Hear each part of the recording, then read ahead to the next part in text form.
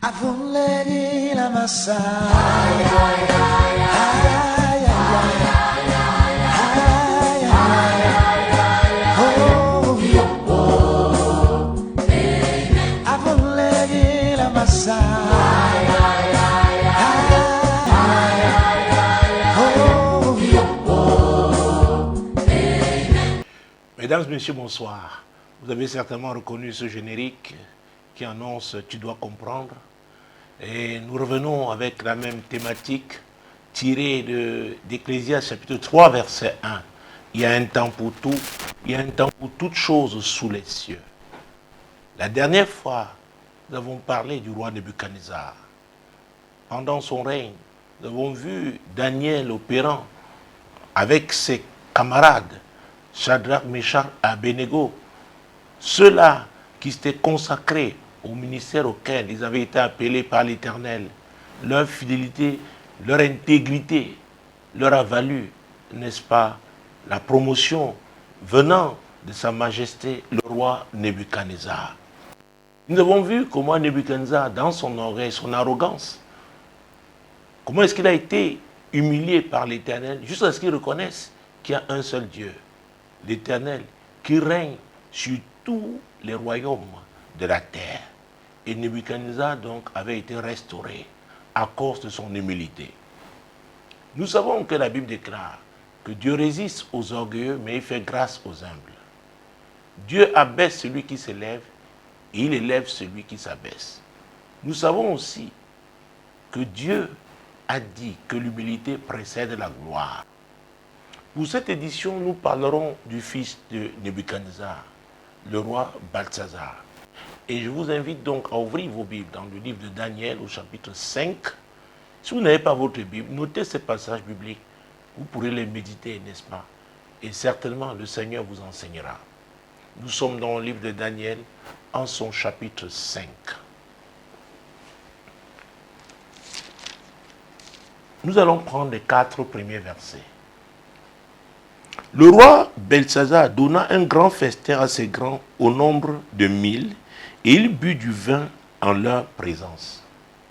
Belshazar, quand il eut goûté au vin, fit apporter les vases d'or et d'argent que son père Nebuchadnezzar avait enlevés du temple de Jérusalem, afin que le roi et ses grands, ses femmes et ses concubines s'en servissent pour boire.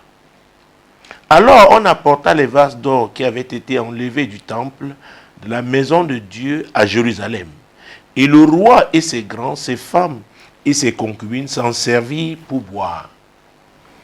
Ils burent du vin et ils louèrent les dieux d'or, d'argent, d'airain, de fer, de bois et de pierre. Mon Dieu, mon roi. Voilà ce que Belshazar, le fils du roi Nebuchadnezzar, son successeur, ce qu'il fit. Il utilisa les ustensiles qui avaient été pris, retirés du temple de l'Éternel, les ustensiles consacrés à Dieu. Il les a utilisés, n'est-ce pas? Il les a profanés. Ils sont devenus des objets d'idolâtrie. Nous l'avons vu. Donc tu dois comprendre quand nous parlons de l'idolâtrie, qu'il n'y avait qu'un seul Dieu qui devait être adoré, c'est l'Éternel. C'est lui qui a utilisé son serviteur, l'apôtre Paul, pour nous conseiller de fuir l'idolâtrie. Il avait dit au temps de Moïse, dans Exode chapitre 20, quand vous lisez les 5 premiers versets, il avertissait son peuple. Comment est-ce qu'il châtiait les idolâtres en punissant leurs enfants jusqu'à la 4e génération. Alors, c'était une abomination que le roi Belshazar avait commise en utilisant, n'est-ce pas, les ustensiles consacrés à l'Éternel. Vous savez, quand la Bible parle du temps de Dieu, quand la Bible dans Ecclésiaste 3, verset 1 dit qu'il y a un temps pour tout, un temps pour toutes choses sous les cieux, vous devez aussi comprendre par là qu'il y a des moments où Dieu, n'est-ce pas, tolère certaines choses, tolère certaines pratiques, mais il y a des moments aussi où il ne permet pas qu'on bafoue son autorité. il ne permet pas, il ne tolère pas certaines abominations. Alors ce n'est pas parce que dans le passé, quelqu'un a commis des actes ignobles et que Dieu ne l'a pas châtié, que vous devez croire que vous aussi, vous devez le suivre. Il est possible que vous ne soyez pas, n'est-ce pas, dans la même saison. Il est possible que pour les mêmes péchés, Dieu châtie les gens de façon différente. Que Dieu se taise à un moment, mais qu'à un autre, il réagisse violemment. C'est aussi ça la notion de temps, le temps de Dieu. Donc Belshazzar avait commis une abomination. C'était un acte ignoble. Et la suite nous montrera que Dieu a réagi. Verset 5 et suivant. En ce moment apparurent les doigts d'une main d'homme, et ils écrivirent en face du chandelier sur la chaude de la muraille du palais royal. Le roi vit cette extrémité de main qui écrivait. Alors le roi changea de couleur et ses pensées le troublèrent. Les jointures de ses reins se relâchèrent et ses genoux se heurtèrent l'un contre l'autre.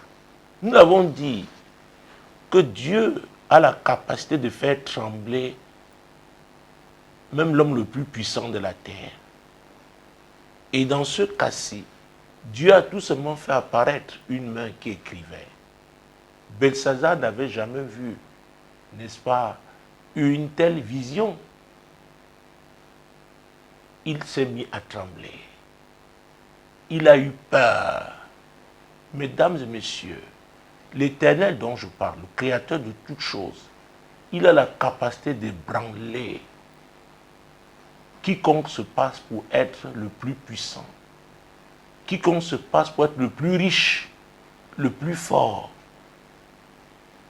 Quand vous bafouez l'autorité de Dieu, à une saison où il ne tolère pas de telles bavures, de tels péchés, alors il va vous troubler. Il est possible que vous soyez en train d'écouter cette émission en ce moment à la radio ou la regarder à Solution TV et que vous soyez troublé. C'est aussi le moment de savoir pourquoi êtes-vous troublé. Qu'avez-vous fait? Nous avons vu avec Nebuchadnezzar, le père de Belshazzar, que Dieu était miséricordieux et que sa miséricorde durait à toujours. Mais il était important de savoir quoi faire, comment faire pour revenir, n'est-ce pas, à lui quand on s'est détourné, n'est-ce pas, de sa voix. Quand on a affiché, n'est-ce pas, son arrogance d'homme face à son Créateur. Il est possible de revenir. Il est possible de changer. Continuons, verset 7. Le roi pria avec force qu'on fît venir les astrologues, les chaldéens et les devins. Et le roi prit la parole et dit aux sages de Babylone, quiconque lira cette écriture et m'en donnera l'explication sera revêtu de pourpre, portera un collier d'or à son cou et aura la 3e place dans le gouvernement du royaume. Alors, vous voyez exactement comme son père, face à une difficulté, face à une crise, il a d'abord recours aux magiciens. Il a d'abord recours aux astrologues, aux mystiques. Mon Dieu, mon roi, que ce soit du temps du Pharaon en Égypte, face à Moïse et Aaron, il a fait venir les magiciens. Et de nos jours encore, les grands hommes d'affaires, les grands politiciens, les grands sportifs, les grands artistes, quand ils se retrouvent face à des difficultés, leur réflexe, c'est d'abord recourir aux magiciens, recourir, n'est-ce pas, aux occultistes. Mesdames et messieurs, je parle d'un Dieu qui est capable de vous sortir, n'est-ce pas, vous retirer de quelque fausse que ce soit. Le Dieu qui est capable de répondre, vous apporter une solution certaine. Pas seulement vous soulager, Je ne parle pas seulement d'accalmie, mais je parle de solution. Ces gens-là, ces magiciens, ces grands maîtres, qui sont des hommes comme vous et moi, à qui Dieu a donné le souffle de vie, croyez-moi, ils n'ont pas la capacité de véritablement vous sauver. Ils n'ont pas cette capacité parce que leur maître, le diable lui-même, est déjà condamné. Il connaît son sort. C'est dans les temps de feu. Pourquoi continuez-vous à vous tourner vers ces gens-là? Ces gens qui n'ont pas la maîtrise des temps.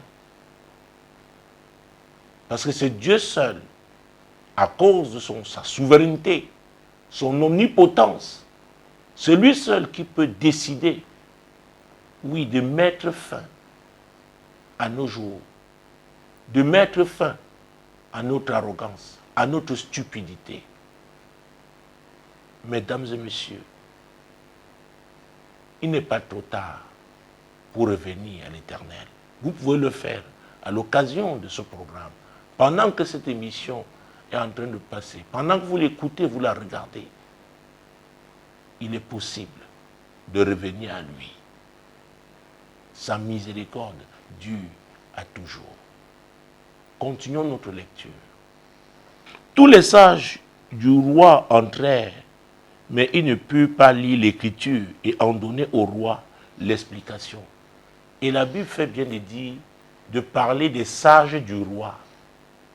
Ces gens n'avaient pas la sagesse de Dieu. Et c'est Dieu qui a dit dans sa parole qu'ils changent leur science en folie. Vous savez, les astronomes peuvent interpréter, n'est-ce pas, les signes du ciel. Mais après leur interprétation, Dieu peut changer les choses. C'est pourquoi il y a la puissance dans la prière. C'est pourquoi j'insiste sur l'autorité des fils. Parce que l'apôtre Paul le disait, aussi la création attend-elle, avec un ardent désir, la manifestation des fils de Dieu. Déjà dans Somme chapitre 82, verset 6, l'Éternel disait, j'avais dit que vous êtes des dieux. Et notez que c'est Dieu, n'est-ce pas, en minuscule. J'avais dit que vous êtes des dieux, vous tous les fils du Très-Haut. Cependant, vous mourrez comme des hommes et vous tomberez comme des princes quelconques. Et dans Osée chapitre 4, verset 6, c'est Dieu qui continue de parler. Il dit, mon peuple périt par manque de connaissance. Et parce que vous avez rejeté la connaissance, moi je vous rejette. Alors les fils, n'est-ce pas, ont la connaissance que Dieu leur a donnée. Et ils doivent utiliser cette connaissance. Au lieu d'aller se prosterner devant des hommes qui servent le diable, devant des hommes qui ont choisi les ténèbres, ils doivent se tourner vers leur Dieu et utiliser la connaissance que Dieu leur a donnée. Oui, elle est dans la parole de Dieu. Elle est dans la Bible. Jésus a dit, vous connaîtrez la vérité et la vérité vous affranchira. Et la vérité vous rendra libre. La vérité est que Jésus, il le disait dans Jean chapitre 14, verset 6, je suis le chemin, la vérité et la vie. Il n'est pas un chef religieux. Non, il est le sauveur. Et on ne doit pas fléchir les genoux devant un homme. Quelle que soit sa fortune, quelle que soit l'autorité qu'il a, il demeure un homme. Il est de passage sur cette terre. Il n'a pas la maîtrise des temps. Il y a un temps pour chaque chose. C'est Dieu, c'est l'Éternel qui est souverain. Pourquoi ne pas lui faire confiance?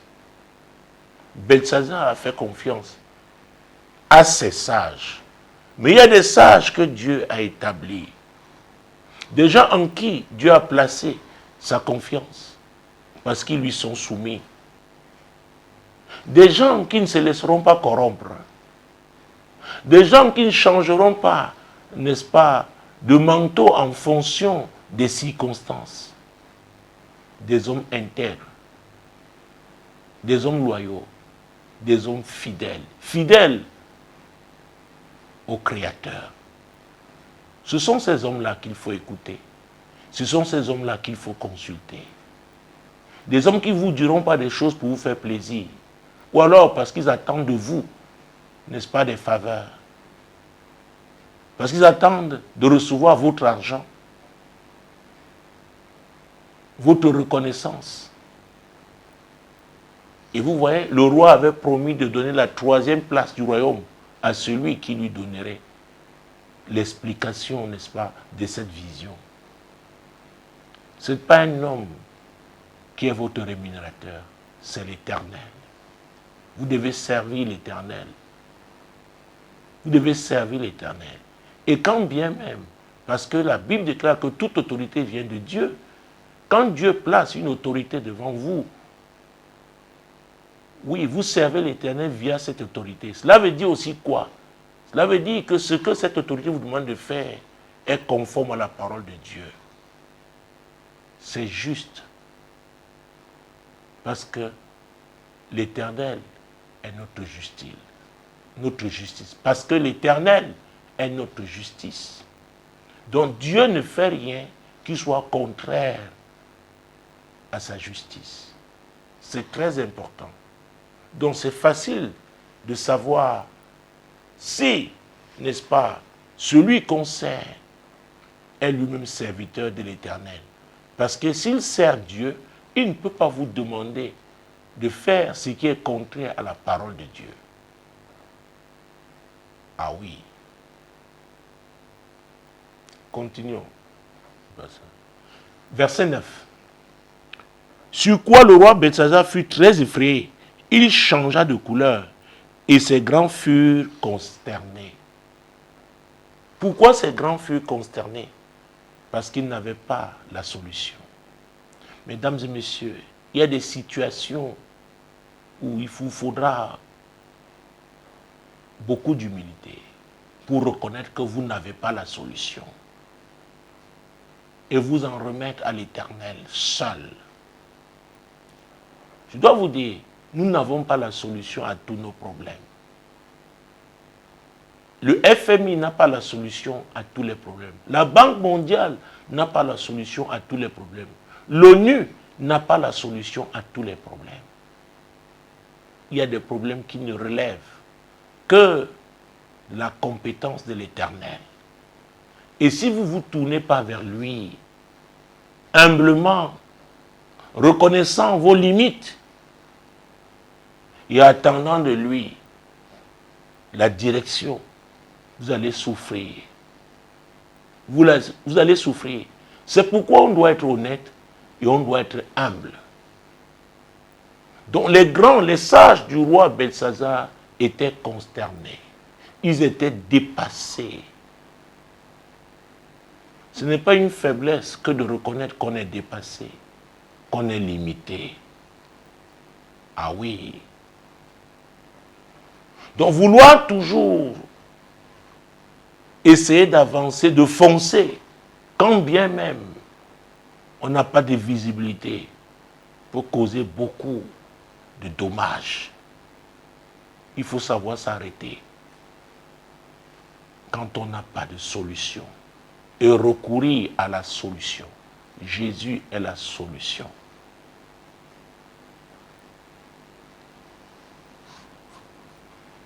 Verset 10.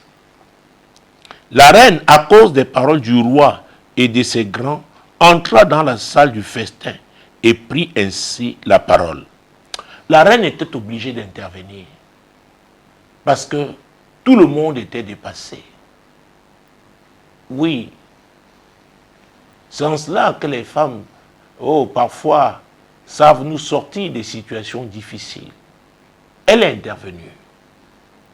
Elle a dit, si le roi n'a pas de solution, et sa cour, ses grands, n'ont pas de conseil à lui donner, c'est la catastrophe.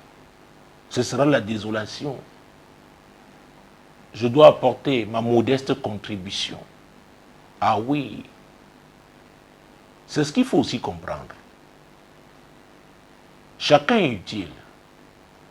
Et il y a temps où c'est coincé, et ce temps-là est favorable, ce temps-là est une opportunité pour que certaines personnes entrent en scène, pour apporter leur petite pierre, n'est-ce pas, à la construction de l'édifice. Continuons. Ô roi, vis éternellement, que tes pensées ne te troublent pas et que ton visage ne change pas de couleur.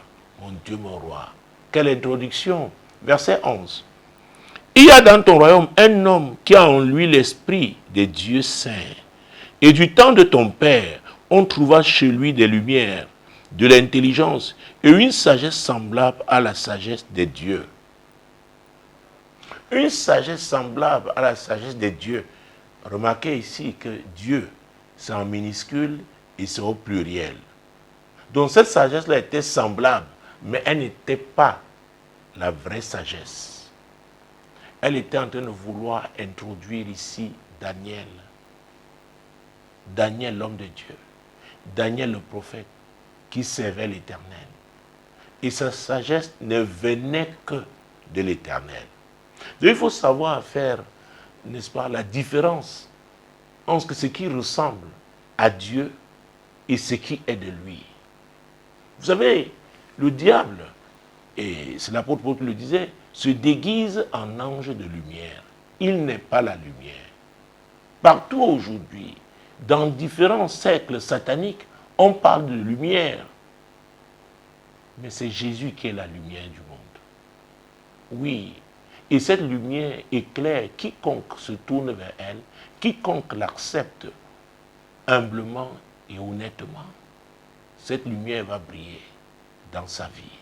Cette lumière va briller dans sa maison. Cette lumière va changer sa situation. Nous continuons. Aussi le roi Nebuchadnezzar, ton père, le roi, ton père, l'établit, chef des magiciens, des astrologues, des chaldéens, des devins, parce qu'on trouva chez lui, chez Daniel, nommé par le roi Belshazzar, un esprit supérieur de la science et de l'intelligence, la faculté d'interpréter les songes, d'expliquer les énigmes et de résoudre les questions difficiles. Donc, l'esprit qu'avait Daniel était un esprit supérieur. Supérieur donc à l'esprit des astrologues, à l'esprit des magiciens, à l'esprit des sages de Babylone, des sages du roi, les sages de cette terre. Et c'est ça qui fait la différence. Daniel était un jeune homme.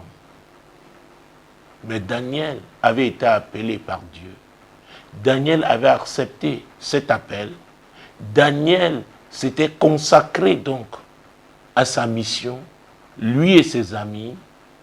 Nous avons vu dans ce programme, dans cette émission, qu'il avait refusé de se souiller avec les mets du roi et le vin du roi. Daniel s'était mis à part. Daniel avait refusé les privilèges de ce monde. Il voulait servir le Tout-Puissant, l'Éternel. Et l'Éternel l'a distingué, lui et ses amis. L'Éternel leur a donné son esprit, qui est un esprit de supériorité, qui est un esprit qu'on ne peut pas acheter avec l'argent. Non. Et la reine donnera donc un conseil à sa majesté le roi Belshazzar. Que Daniel soit donc appelé et il donnera l'explication. Et il donnera l'explication. Il y a des gens qui peuvent donner des conseils sages à des moments particulièrement difficiles parce qu'ils sont connectés à l'Éternel, parce qu'ils écoutent de Dieu. Parce qu'ils ne regardent pas leur poche. Parce qu'ils ne comptent pas sur les hommes. Parce qu'ils sont consacrés à la mission divine pour laquelle ils ont été appelés, formés et établis. Continuons. Alors Daniel, nous sommes au verset 13. Alors Daniel fut introduit devant le roi. Le roi prit la parole et dit à Daniel, « Es-tu ce Daniel, l'un des captifs de Juda, que le roi mon père a amené de Juda ?» Mesdames et messieurs, peu importe votre situation, Daniel était parmi les captifs. Mais la différence était qu'il avait la différence avec les autres, n'est-ce pas? Ce qui le distinguait des autres captifs, il avait l'Esprit de Dieu. Il n'avait pas un compte fourni, rempli de dollars. Non. Il était rempli de l'Esprit de Dieu. C'est ça qui fait la différence. Oui. Les hommes de solution sont connectés à l'Éternel, au Seigneur. Ce sont des hommes, n'est-ce pas, de l'Esprit. Les hommes conduits par l'Esprit de Dieu. Les hommes d'amour, épris de paix, de justice, d'unité. Des hommes qui ne pensent pas à leurs intérêts personnels, mais qui pensent aux intérêts du royaume de Dieu, qui payent le prix pour l'accomplissement de la volonté de Dieu sur cette terre. Vous savez, mesdames et messieurs, l'apôtre Paul parlait du Dieu de ce siècle. Le Dieu qui pousse les gens à rechercher les biens matériels par tous les moyens, qui pousse les gens à rechercher la gloire de ce monde par tous les moyens, qui pousse les gens à être égoïstes, égocentriques, qui pousse les gens à mépriser les autres, piétiner les autres, à n'œuvrer que pour leurs intérêts personnels. Oh, quand on a l'Esprit de Dieu, on va aimer son prochain. Quand on a l'Esprit de Dieu, et on est conduit par lui, on va œuvrer pour le bien-être collectif. On aura le sens du partage. On cherchera la voie, l'équité. Parce qu'on craint Dieu. Et la Bible ne dit-elle pas que la crainte de l'Éternel est le commencement de la sagesse? Daniel craignait Dieu. Daniel était dans un royaume étranger. Mais à cause de sa consécration, à cause du choix qu'il avait fait, de la mission que Dieu lui avait confiée, Daniel a été élevé. Pourquoi? La grâce de Dieu était sur lui. Vous devez rechercher à opérer avec la grâce de Dieu, pas avec la faveur des hommes.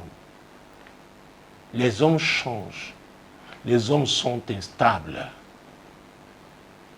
Mais quand vous faites confiance à Dieu et vous lui demeurez fidèle, la Bible déclare que quand Dieu approuve les voies d'un homme, ah oui, il dispose même ses ennemis en sa faveur.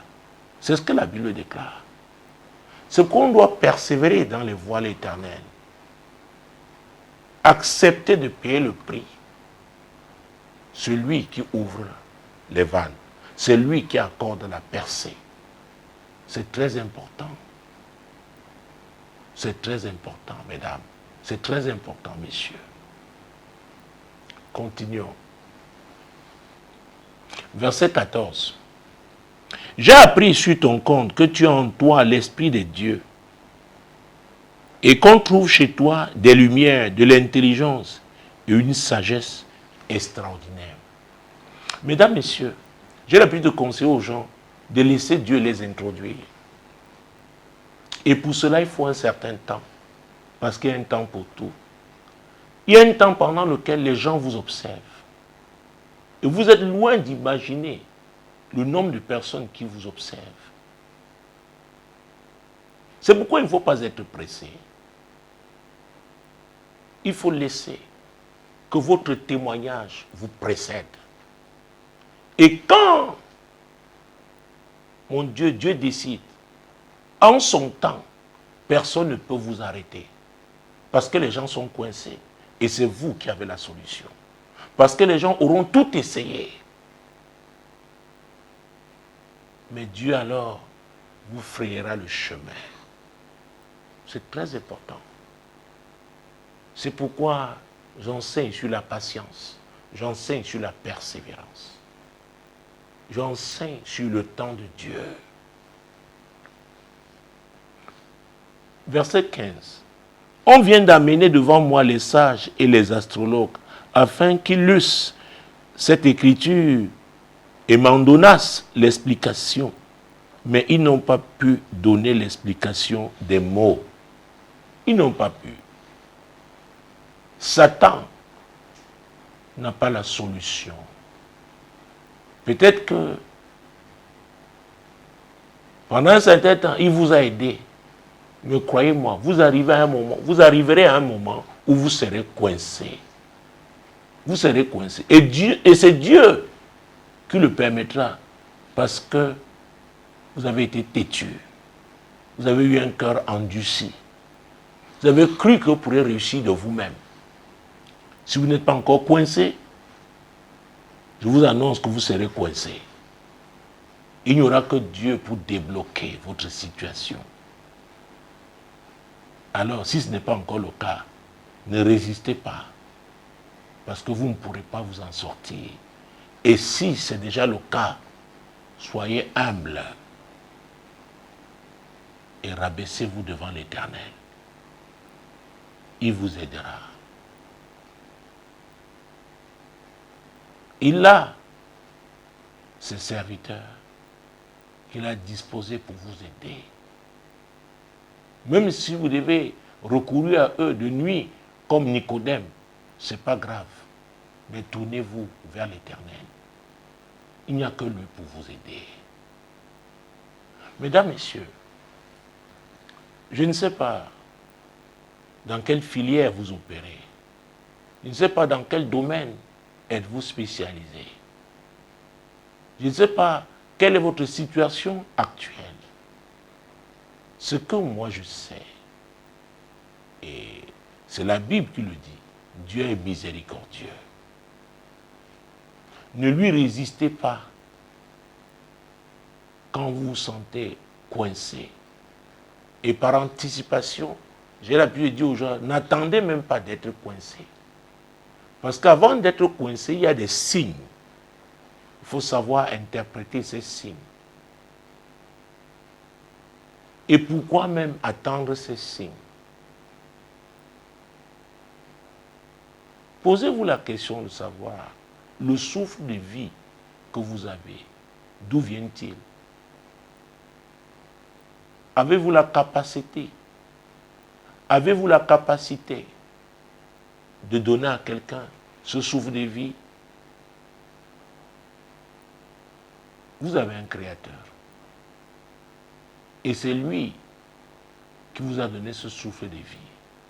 Et il peut vous le retirer à tout moment. Donc n'attendez pas d'être en difficulté pour crier à Dieu. Faites-le dès maintenant. Et si vous étiez déjà en difficulté, alors empressez-vous. Parce que vous ne savez pas ce qui vous attend demain. Demain peut être, il peut être tard pour vous, n'est-ce pas? De crier à Dieu. Faites-le maintenant. Il y a un temps pour tout. Il y a un temps pour toutes choses sous les cieux. Peut-être vous avez été arrogant, orgueilleux. Maintenant, rabaissez-vous. Rabaissez-vous. C'est la voie de la sagesse. Peut-être les hommes vous ont excité et maintenant vous êtes dans des difficultés. Tournez-vous vers Dieu. C'est lui votre créateur. Il va vous aider. Il va vous aider. Cette démarche peut se faire au plan personnel, au plan familial, même au niveau communautaire. Il arrive qu'une communauté soit coincée. Nous avons parlé d'un royaume et d'un roi, Belshazzar. Il fut coincé. Donc, le Seigneur est à votre écoute. Mais tout dépendra de votre cœur. Ne le faites pas pour faire. La Bible déclare que tout ce qui n'est pas conviction est péché. Mais si vous êtes convaincu aujourd'hui que seul Jésus peut vous aider, alors tournez-vous vers lui. Reconnaissez tout simplement. Vous avez vécu, n'est-ce pas, loin de ses voies et que vous le regrettez. Demandez-lui pardon et commencez une nouvelle vie avec lui. Votre fin sera glorieuse. Mesdames, Messieurs, c'était encore un privilège d'avoir été avec vous dans le cadre de cette émission. Tu dois comprendre. Demeurez bénis en regardant Solution TV et en écoutant Radio Solution. Shalom.